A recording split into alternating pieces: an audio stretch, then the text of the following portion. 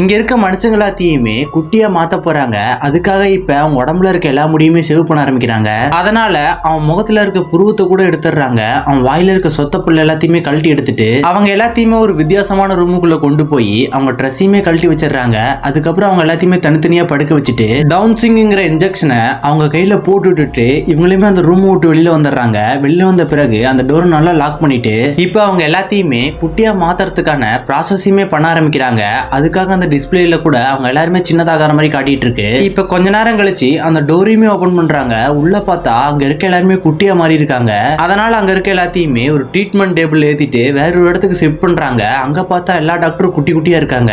ஆக்சுவலா அவங்க பாக்குற எல்லா மக்களும் குட்டியா இருக்கிறதுக்கு காரணம் என்னன்னா எல்லா மக்களையும் குட்டியா மாத்தி ஒரு ஐலாண்ட்ல வாழ வச்சிட்டு இருக்காங்க. அந்த ஐலாண்ட்ல நம்ப முடியாத அளவுக்கு ரியல் லைஃப்ல இருக்கிற மாதிரியே காரு பஸ் வீடுன்னு எல்லா ஃபெசிலிட்டியுமே இருக்கு. குட்டியா மாத்தப்பட்ட மக்கள் எல்லாருமே அந்த ஐலாண்ட்ல ரொம்ப சந்தோஷமா வாழ்ந்துட்டு இருக்காங்க.